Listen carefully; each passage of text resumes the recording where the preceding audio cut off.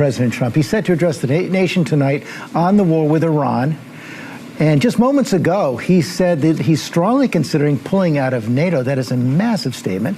Chief Washington correspondent John Carl here with the latest. Good morning, John. Good morning, George. 5 weeks into a war that most Americans say they do not support, Donald Trump says U.S. troops are now, quote, finishing the job. Just days ago, President Trump threatened a major escalation of U.S. attacks on Iran. But now he is signaling that U.S. troops may head home within a couple of weeks. We're finishing the job, and I think within maybe 2 weeks, maybe a couple of days longer, to do the job. It's not the first time the president has set a 2-week deadline, many of which have come and gone without consequence. But this talk of an exit comes as Americans are feeling the pain of war. Iran continues to block virtually all ship traffic through the Strait of Hormuz, causing oil prices to skyrocket globally. The average price of gas in the United States now tops $4 a gallon. In Florida, it's $4.22, up nearly $1.30 since the war began. It's worse out west, $4.93 a gallon in Nevada, and nearly $6 a gallon in California. Trump offered a simple solution to bringing those prices down. All I have to do is leave Iran, and we'll be doing that very soon, and they'll become tumbling down. Meanwhile, Trump is urging America's allies to build up some delayed courage, go to the Strait, and just take it. The president saying that America's allies... Yeah, this is both good and bad. I mean, if you're a peace enjoyer, this kind of feels like retreat, right?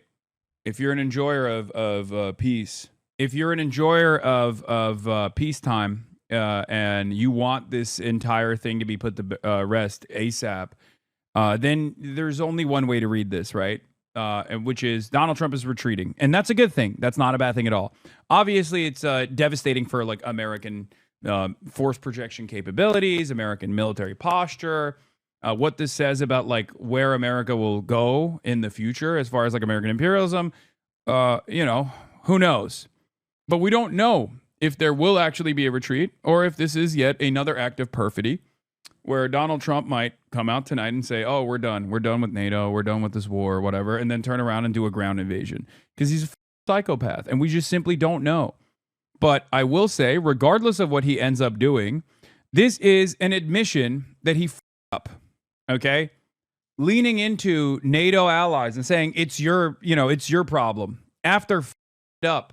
Like, after being singularly responsible for the Strait of Hormuz's closure, only to turn around and say, all right, Europe, you figure it out now. It's totally ridiculous, right? I mean, he's openly admitting that the American military, with all of its might, are totally incapable of forcibly reopening the Strait of Hormuz. Iran controls it, and he's giving up, okay? He's totally giving up. Should be there to help, even though he started the war without consulting them. In a phone call, the president told me our allies can, quote, police it themselves. Why should I do it for them? They weren't there for me. In that same call, President Trump told me he is already negotiating with what he says is the new leadership in Iran. We have regime change, he told me, and this group is much more moderate and much more reasonable. The president told me his team... It's so funny that this is quite literally the opposite, by the way. It's quite literally the opposite. I mean, there is a lot of sentiment that he's expressing to the media in the lead up to the State of the Union that's supposed to happen in a couple hours, 9 p.m. Eastern, 6 p.m. Pacific. A lot of the statements are in line with retreat. Okay. There's also an Iranian, the Iranian president released a letter to the American people. There was a union address from the Australian leader and the British one as well. We'll obviously cover that too. But it's very interesting. It's very interesting to see the situation develop. I mean, we are monitoring the situation, but obviously, if you ask Axios, or a Trump administration official tells Axios, this isn't 3D chess, it's 12-dimensional.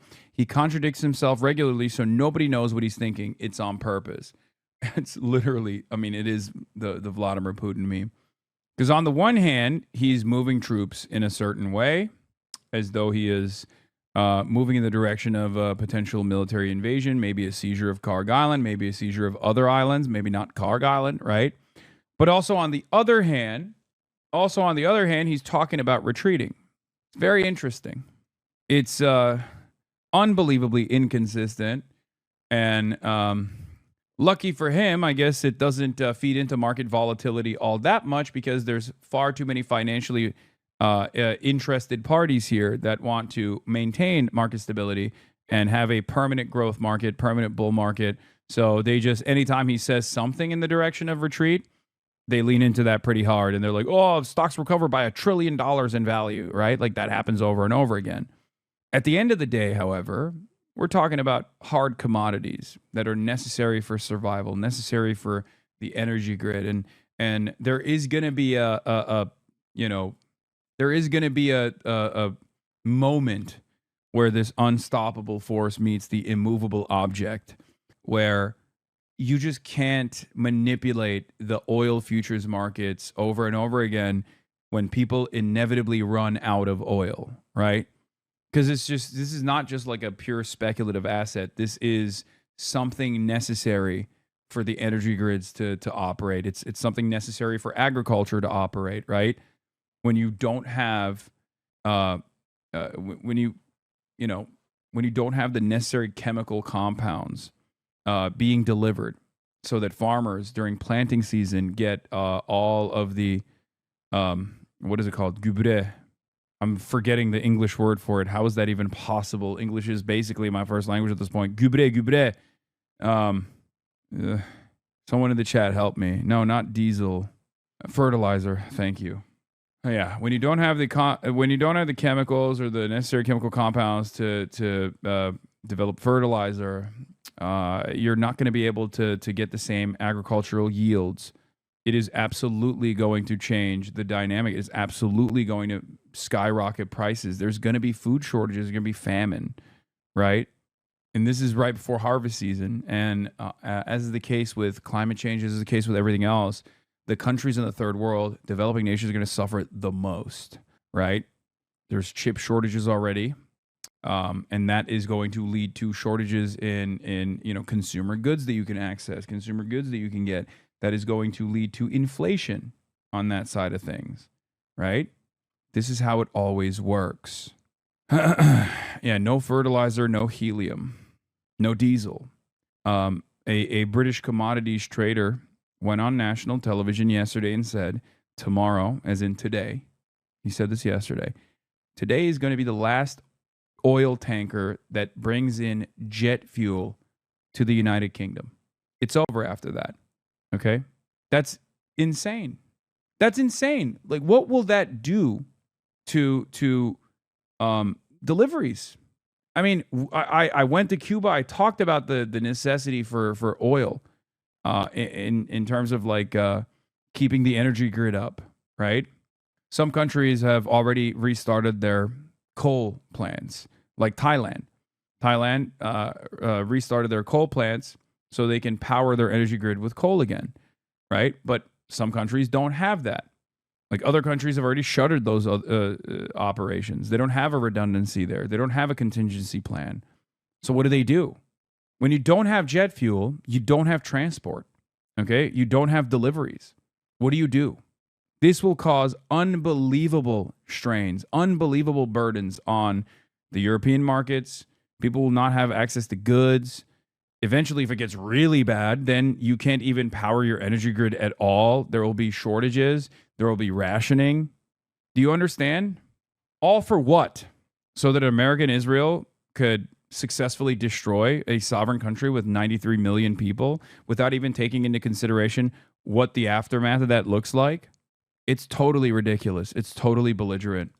I don't think we fully comprehend. Tucker and Dave Smith talked about you. Really? Wait, really? I didn't see that. But I don't think people comprehend exactly how bad it's going to get. It's very strange. Here in America, obviously, we're more sheltered from the worst impacts, right? The lesser developed a nation is, the worse the impact will be felt. And America, by geographic proximity, and through its own extractive forces, its own extraction industries, is going to be able to shelter the American population to the best of their ability from the most consequential impacts of this energy crisis that is imminent. But I do feel like, and I said this a couple of weeks ago, this is like giving early days of COVID, right? Like, oh, this problem's going to go away by, next month. Like this novel virus is like killing people and we don't know how to stop it. And it's like spreading at an alarming rate. And people are just like, people are exhausting the limited resources that exist in these countries. And people are like looking into Italy. They're like, whoa, why are people in the hospitals? Like, why are they crowding these hospital beds, right? These facilities are being overloaded. And that's what it feels like to me. It's truly unbelievable the way that the American media is covering the issue. I mean, some people are obviously ringing the alarm bells, but the markets have not adjusted to the crisis that is coming, in my opinion, right? Wow, the hiring rate in February per the last JOLTS report hit the same level it did in April 2020. This is all entirely before any of the global energy, fertilizer, food, plastic, helium, etc. price shocks get baked in. That's stating the obvious, but we should be clear that this self-inflicted crisis compounded an already gloomy trajectory. Fun fact from Odd Lots: the U.S. had a strategic helium reserve, which it was forced to sell off in the 90s after the Gingrich Revolution. Now helium is more critical than ever, and 1/3 of all global helium comes from Qatar. Also, the stuck helium is perishable and will be unusable soon. All the while, when Donald Trump, on the one hand, is saying that we might pull out, and the market is reacting with joy, right? Oh, finally, the pain will go away, without even factoring in the pain that will come regardless due to the impact of what we've done thus far, that we have seemingly refused to take a cold, hard look at for some weird reason. But then on the other hand, Donald Trump is saying that he is still escalating. He's still invested in escalation. President Trump requested a plan to seize nearly 1,000 pounds of highly enriched uranium from Iran. The U.S. military briefed him on a complex operation involving airlifting excavation equipment, building a runway inside Iran for cargo planes to extract the material, and potentially deploying hundreds of troops. Politico has the scoop on what he will say tonight. Trump is expected to declare that war in Iran is winding down in a primetime Oval Office address tonight, saying U.S. military objectives have been met. Trump has also set the shift responsibility for reopening the Strait of Hormuz onto European and regional allies. Okay, so it's exactly what he communicated thus far. So it still doesn't give us additional insight into whether or not he will escalate with troops on the ground, only because when Donald Trump has done this in the past, it was perfidious, right? He has claimed that there's a de-escalation coming down, there's a winding down of operations, and then doubles down on the effort, especially paired up with the reality that there are a lot of troops that are moving into the Middle East as it stands. As we are speaking about this stuff, I still don't know which way this will go. I don't know which way this will go at all. Okay, I am not so confident that the troop positioning is specifically so that they can apply additional pressure and leverage this negotiation with the most favorable terms to America at a time when Iran has militarily secured W after W. They have accomplished their main objective. As I said in the early days, the victory condition for Iran is to remain intact. Okay? Is to remain intact and apply sufficient military deterrence. They've done both. It's impossible not to recognize that unless you're, an American exceptionalist, an American chauvinist, and outright delusional and assume that America is still winning, right? Because they killed the Ayatollah Ali Khamenei. The reality of the matter is Iran's victory conditions, Israel's victory conditions, and America's victory conditions are separate, okay? Understandably, for Iran and America to be on the opposing side, right? So here's the victory conditions for Iran. I'll go through it once again, and then I'll tell you the victory conditions for Israel and America.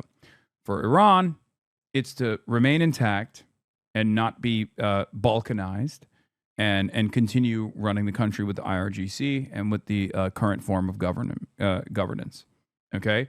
While simultaneously deploying sufficient military deterrence and maybe even causing America to retreat from its bases.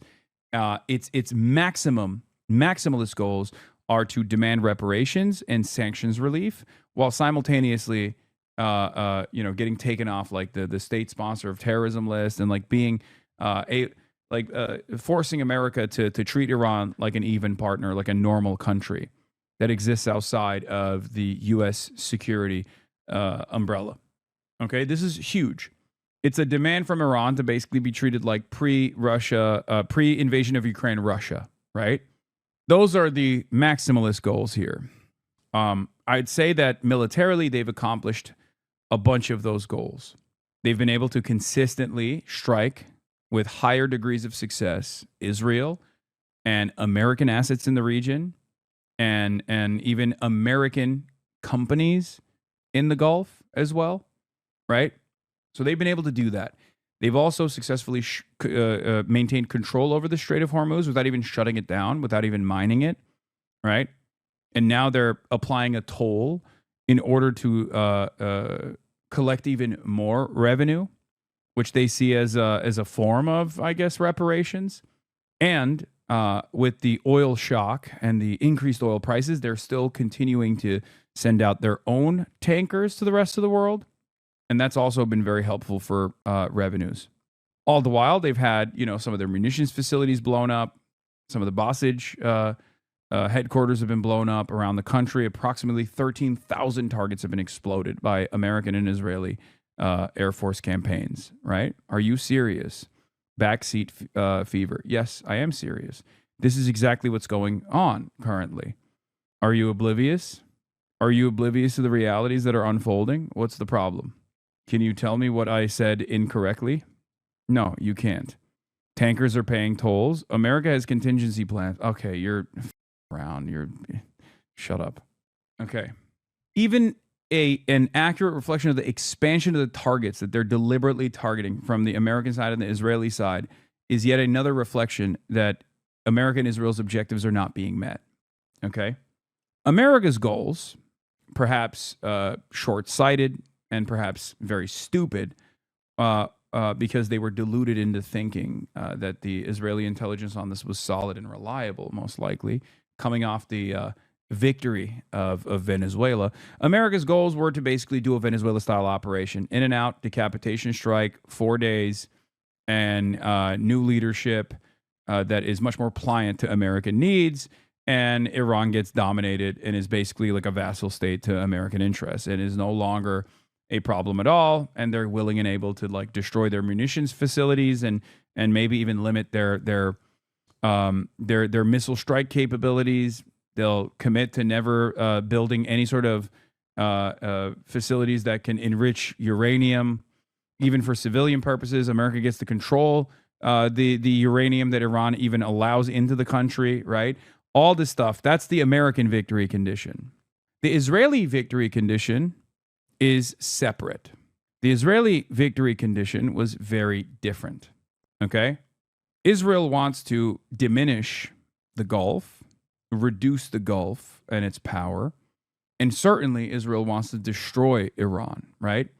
Not just do regime change in Iran, but to absolutely destroy Iran, to wind up tensions, to foment ethnic sectarian infighting within the country, and to balkanize Iran, right?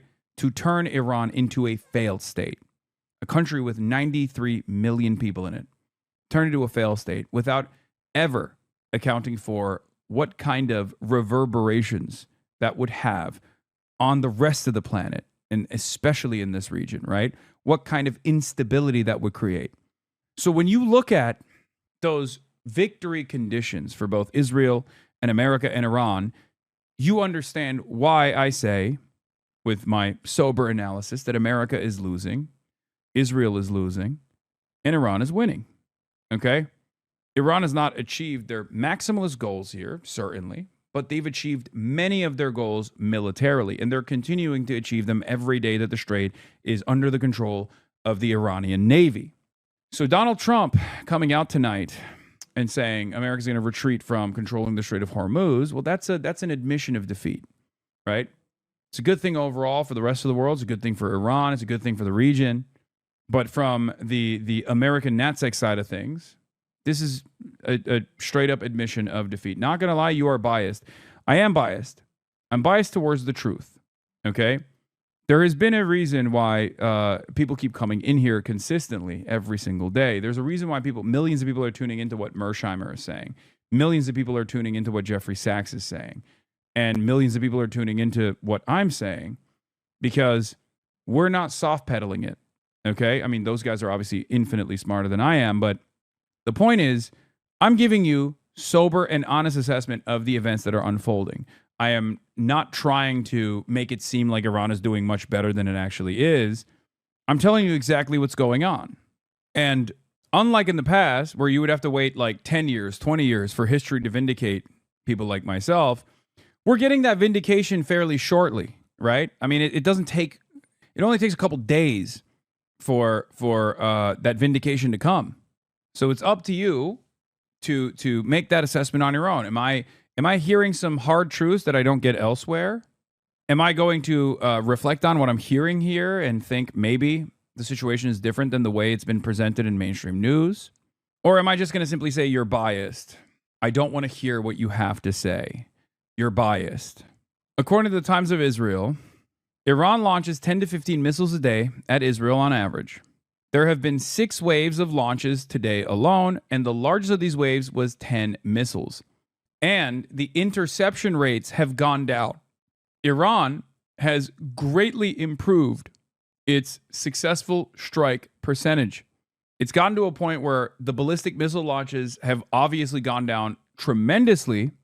However, when they were launching a volley of 350 munitions, many of which are old munitions that they were expending to diminish Israel's defensive capabilities, to like force them to deploy as many Arrow system missiles and as many Tamir interceptors as possible. Now they are successfully penetrating the Israeli defense and actually successfully striking targets. Okay?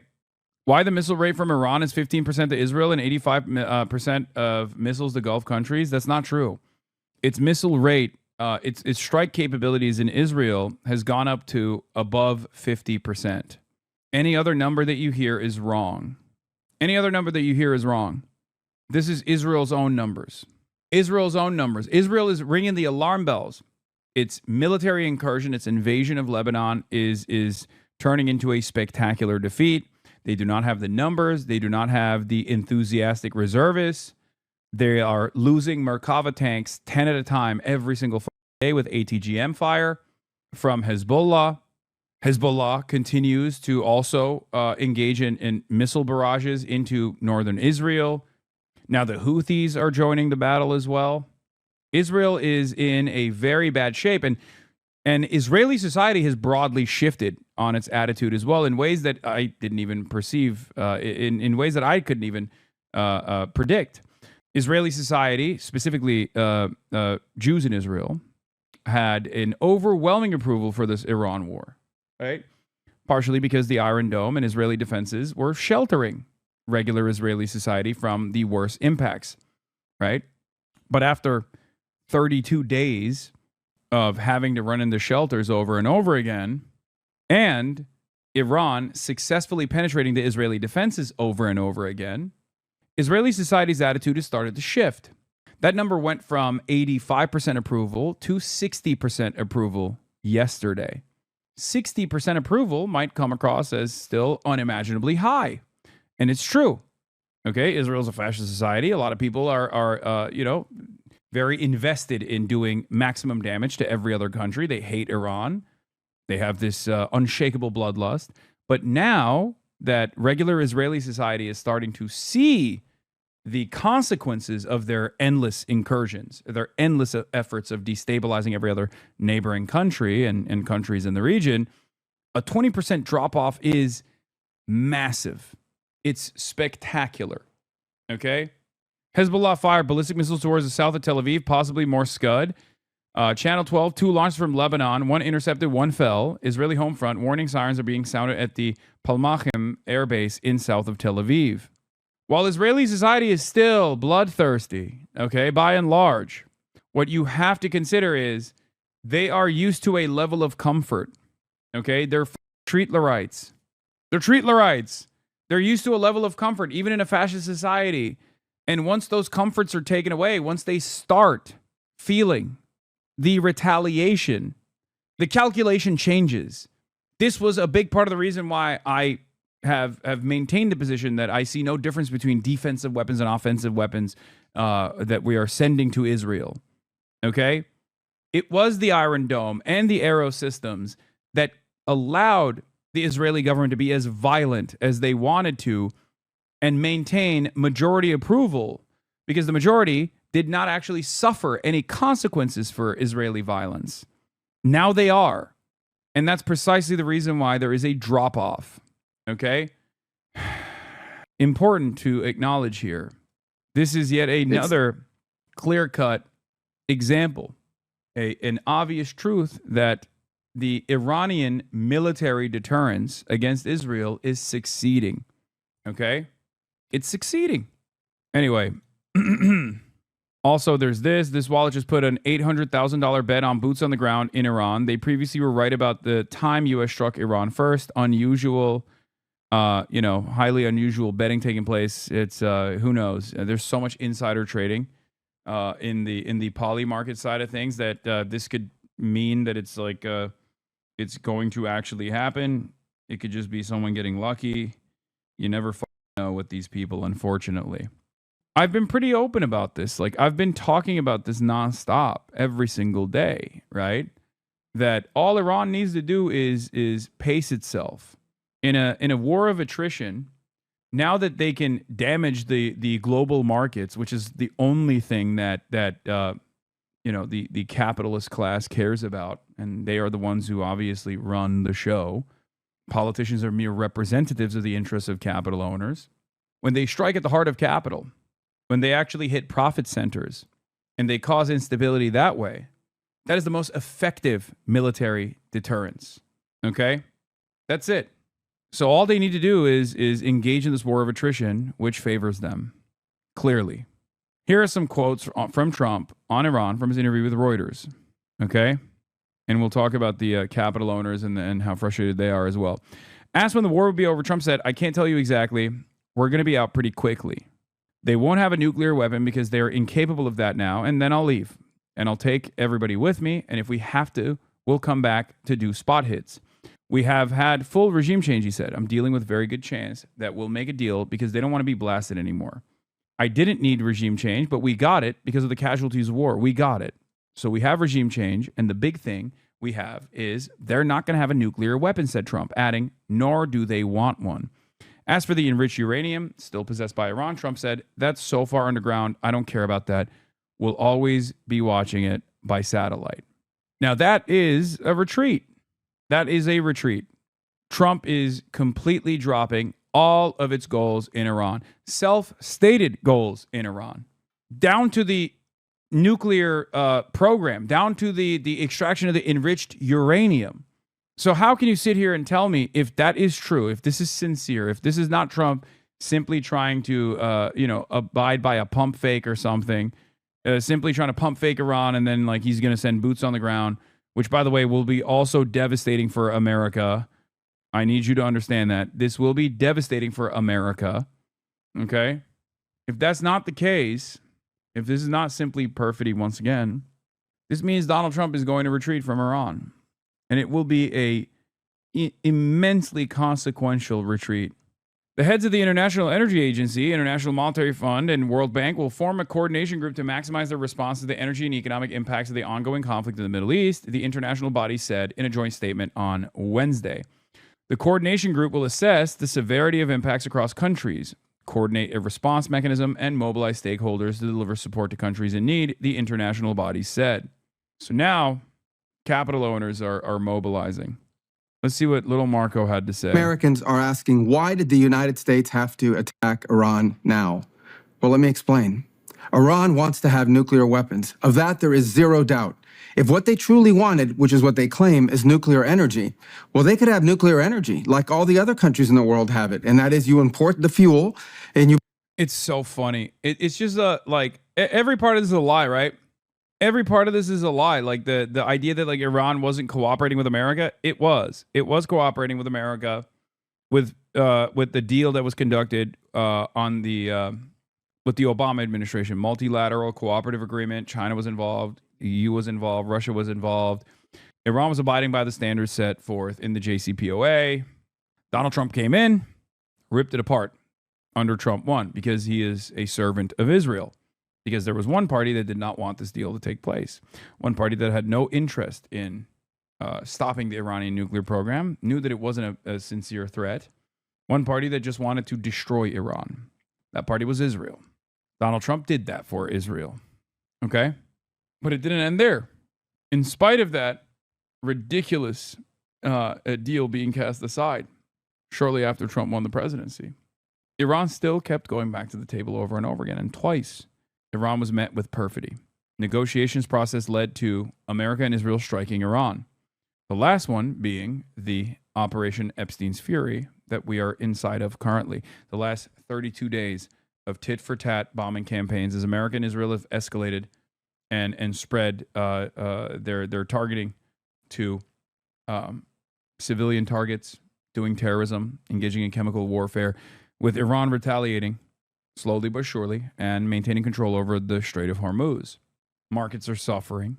Capital owners are in a state of panic. None of this had to happen. Okay? None of it had to happen. And little Marco is still out here being like, oh, they wanted to get nukes. This is a lie. This is a lie that the Omani mediators revealed in the negotiations process. This is a lie that a British envoy that was also privy to the conversations revealed as well. The idea that Iran was not leaning into maximalist conditions set forth by America after America had already bombed them is bull. They were willing to play ball. And then America assassinated all the people that wanted to play ball with America. All the people that had demonstrated strategic restraint. They were all assassinated. So when Donald Trump says regime change took place and now we have much more moderate people in charge, that's a lie. Regime change took place. This is true, except the regime that's in place right now is hardliners, okay? And you can see that with the way that they're moving. They have not de-escalated at all. They're continuing to control the Strait of Hormuz. They passed a bill in Congress to legalize their dominance over the Strait of Hormuz and the toll system that they implemented. They're hitting the Gulf. They're hitting Israel. They're hitting American military assets with regular frequency with incredible success. They've caused billions of dollars of damage, lost assets that will never be rebuilt. And they did that in just 32 days, showing the rest of the world that America does not have the same force projection capabilities that we once thought it had, and that American security cooperative agreements simply turn these countries with the U.S. military bases into missile sponges. That's the reality. So Marco Rubio can lie and try to change the dynamic to the best of his ability here, but the facts on the ground are showing a very different reality than what he is trying to present. Build reactors above ground. That's not what Iran has done. They build their reactors and their facilities deep in mountains, away from the public glare, and they want to enrich that material.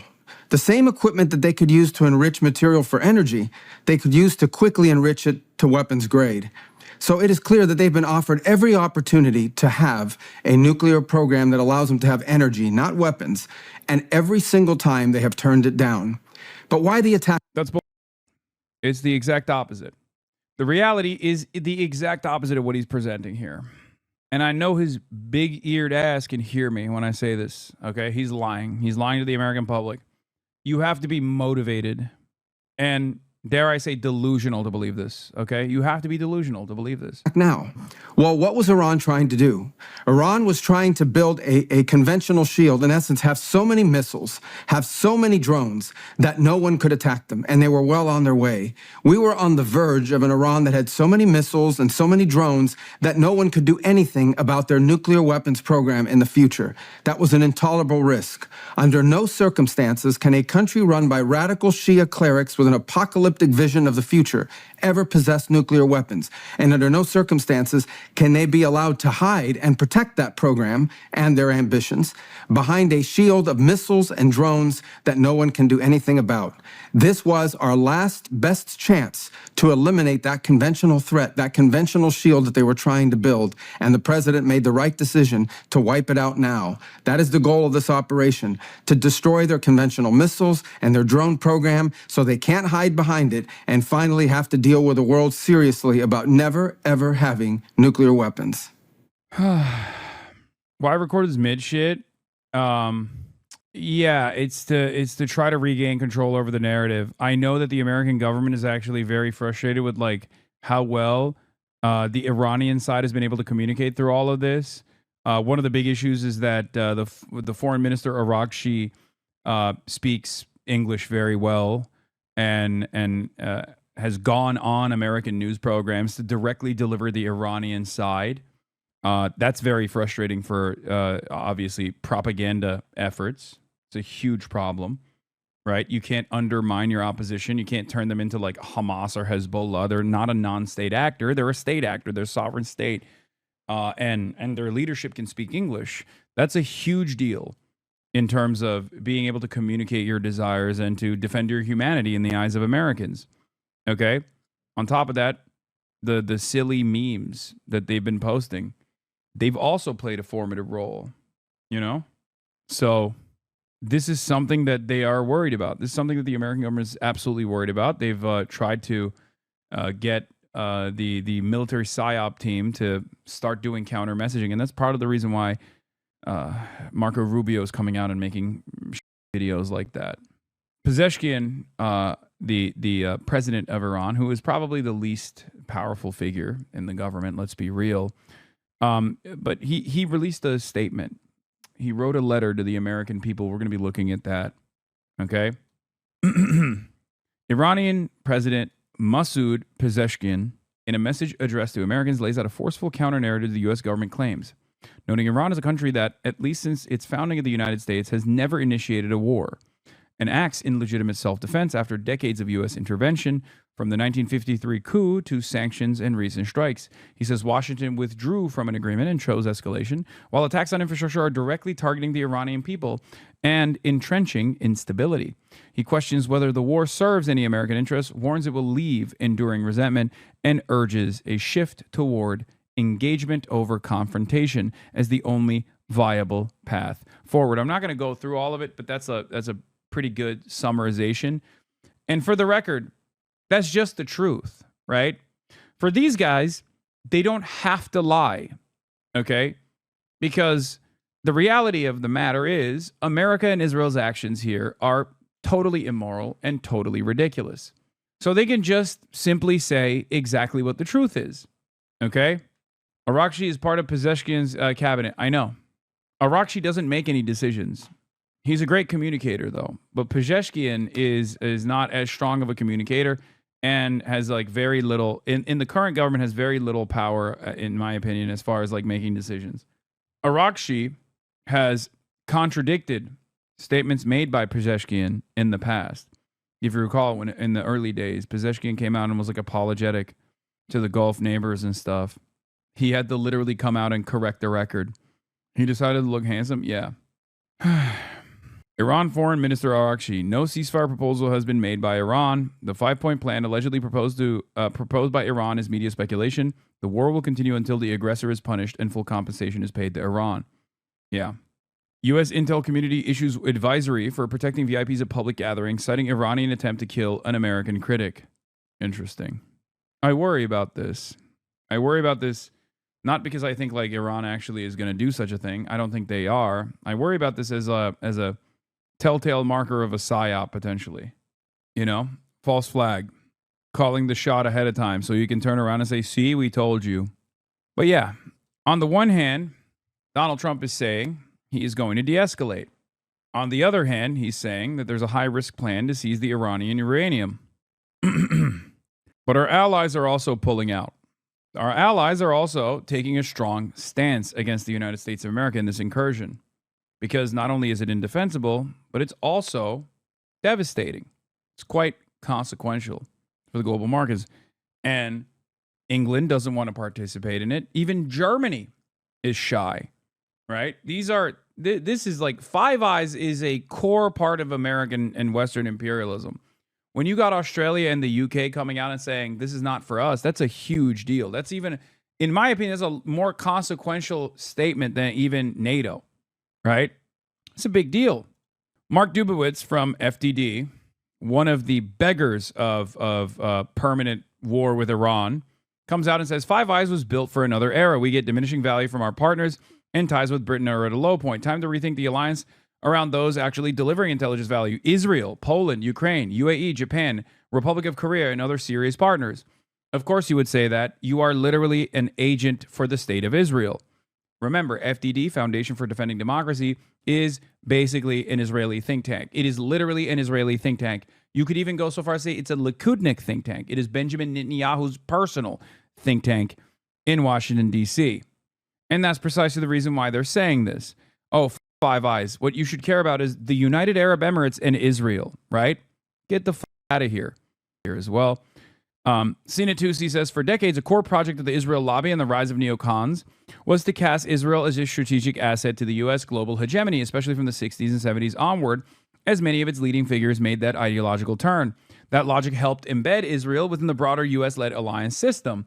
What is striking now is that as Israeli actions are increasingly acknowledged as a strategic liability for the United States, leading pro-Israel voices in Washington like Mark Dubowitz are questioning the very alliances that actually underpin American power. To discerning observers, the through line is hard to miss, a consistent push to direct U.S. power in ways that align with Israel, even when they run against any rational definition of U.S. national interests.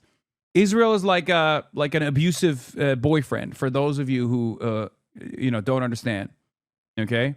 Or an abusive girlfriend, an abusive partner that like constantly gets you into fights, has no ability to defend you when those fights happen, okay? Uses you as a meat shield, and is also trying to forcibly separate you from your friends and family so that you are increasingly singularly reliant on your abusive partner.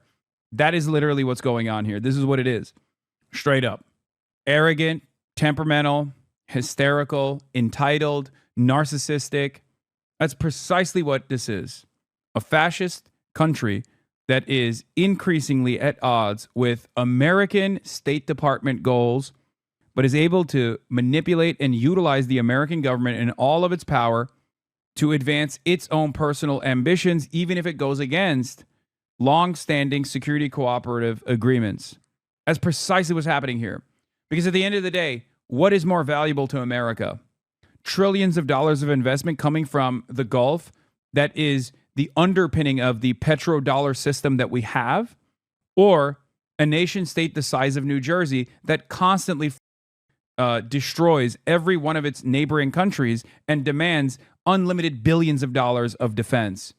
What's a more valuable asset, you think?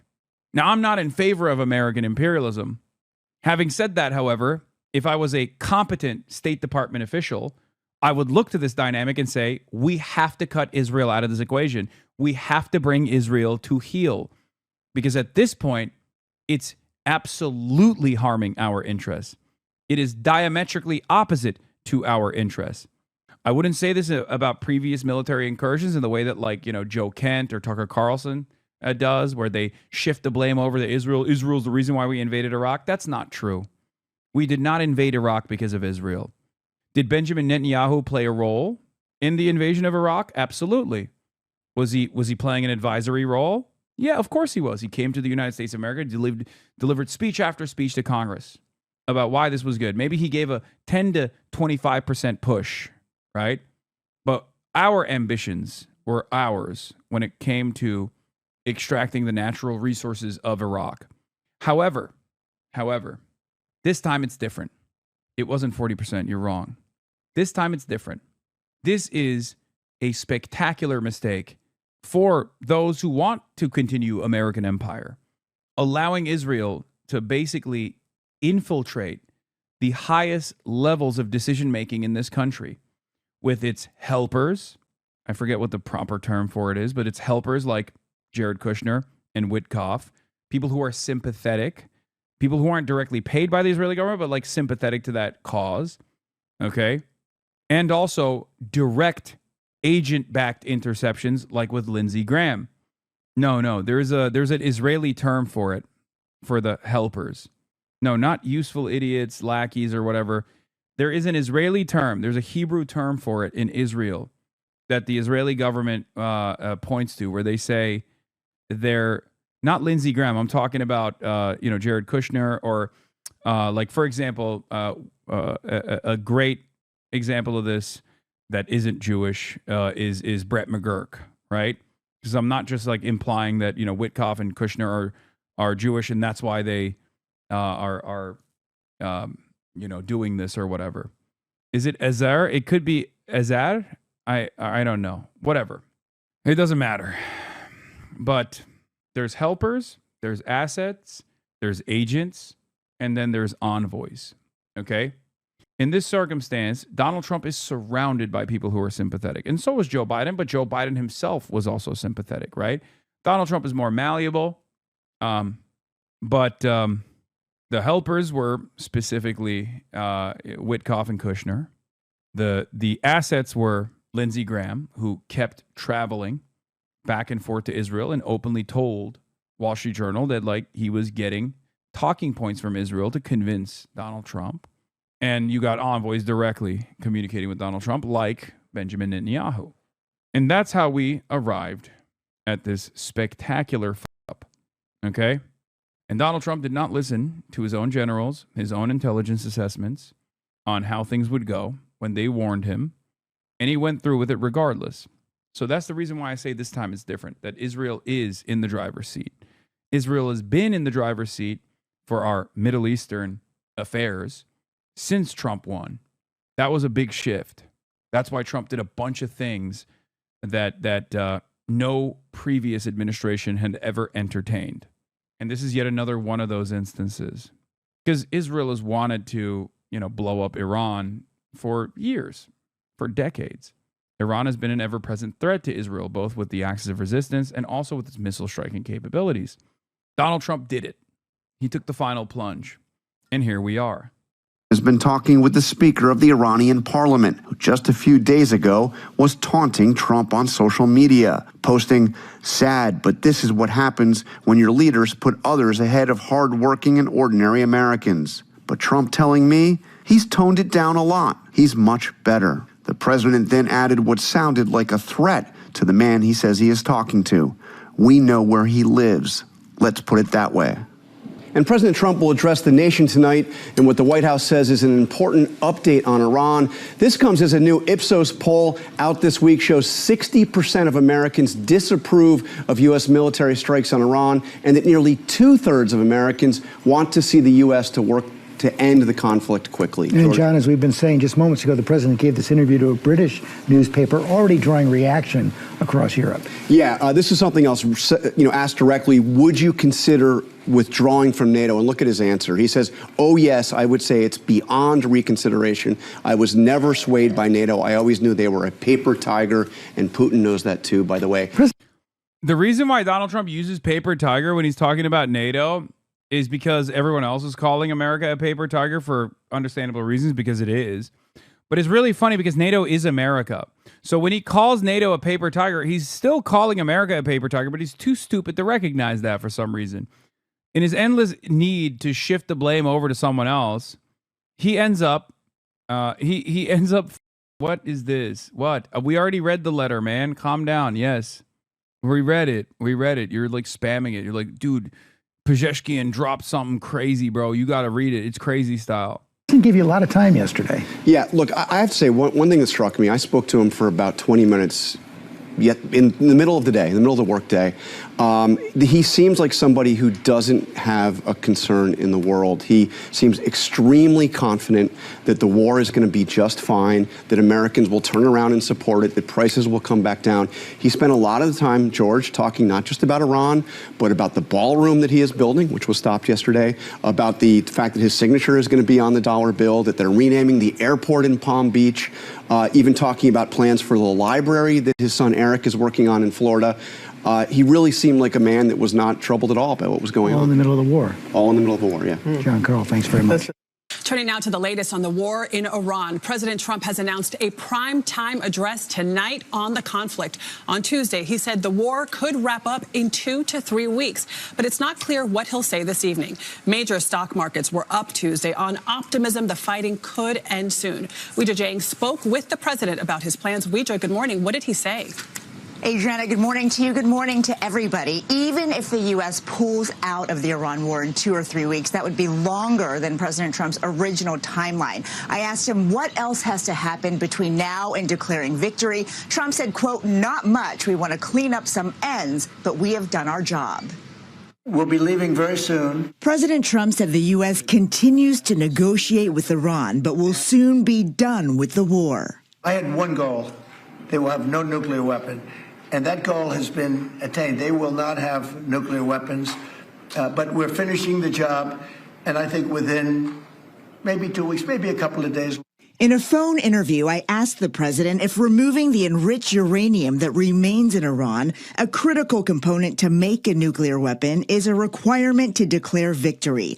Trump said, I don't even think about it. That's so deeply buried, it's going to be hard for anybody.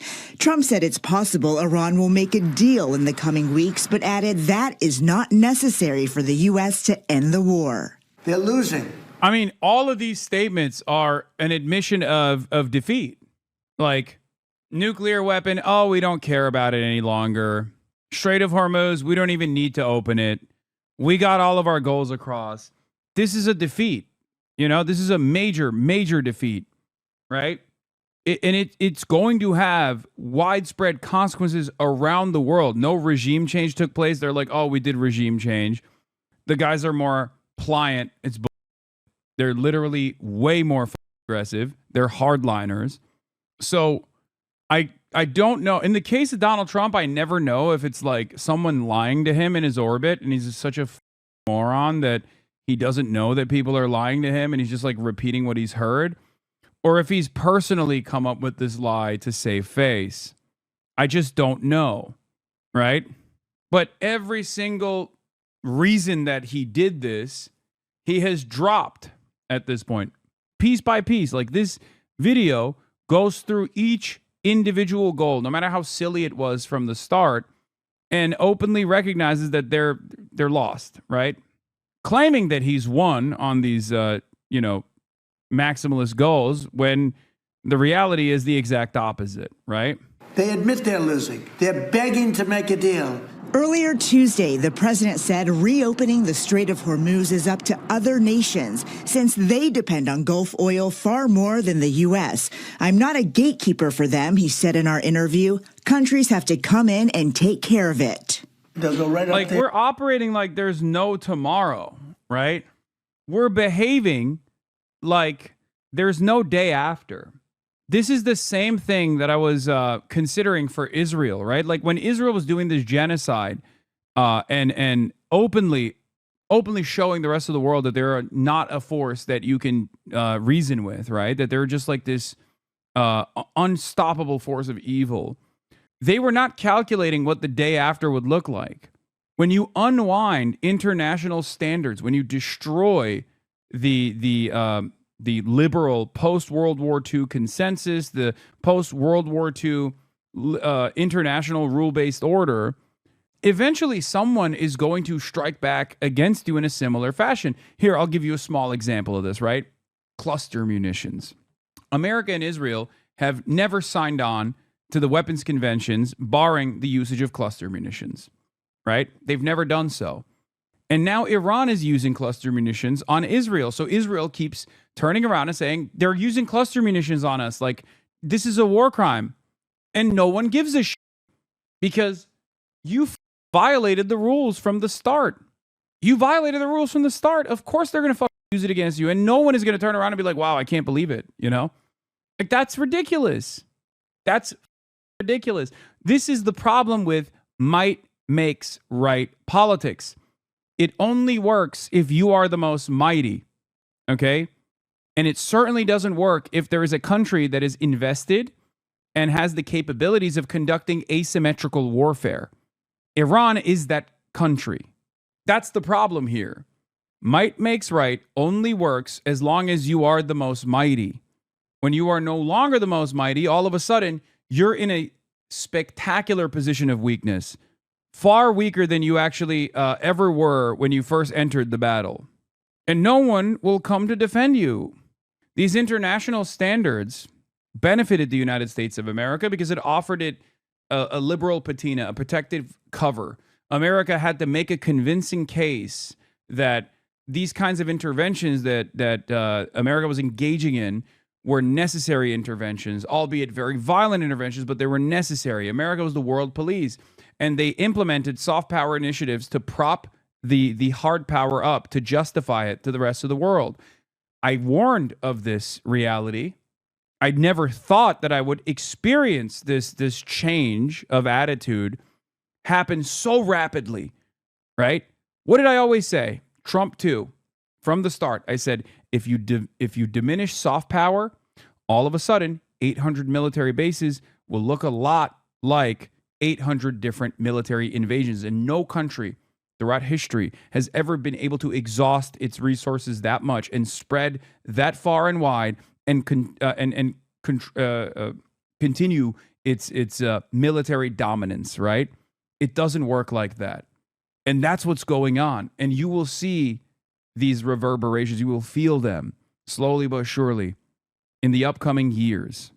And they'll be able to fend for themselves. I think it'll be very safe, actually, but we have nothing to do with them. Iranian restrictions in the strait have caused gas prices in the U.S. to spike by almost 35% since the war began. All I have to do is leave Iran, and we'll be doing that very soon, and they'll become tumbling down.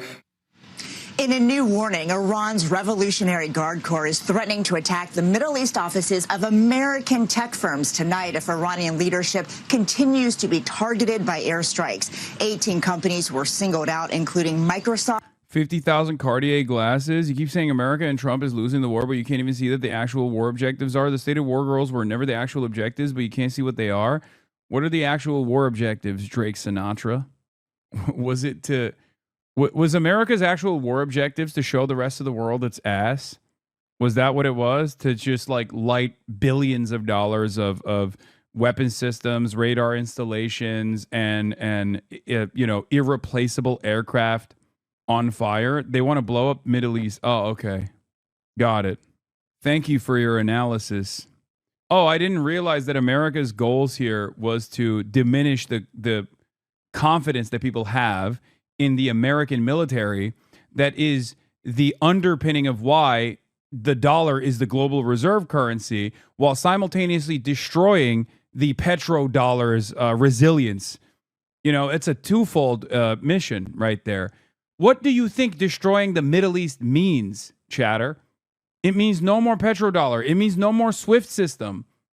Are you crazy?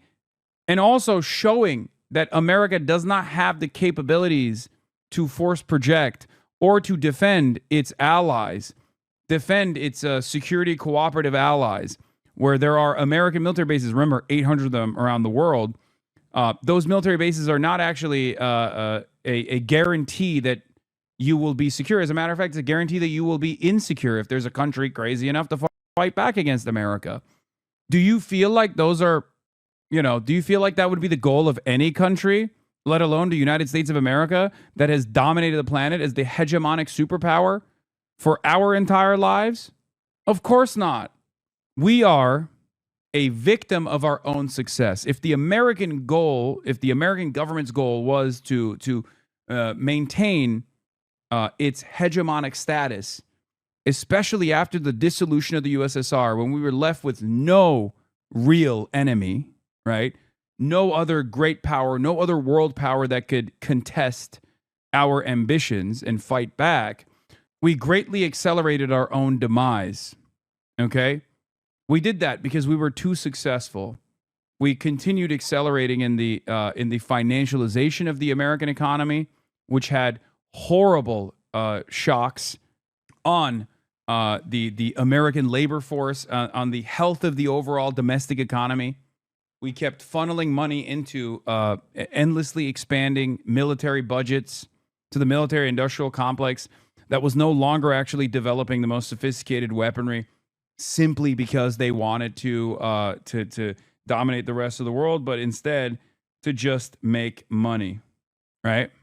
We've spread far too thin, and we could do so because we picked our targets carefully, okay?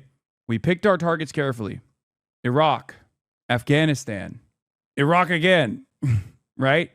Like those were targets that we could dominate militarily, okay?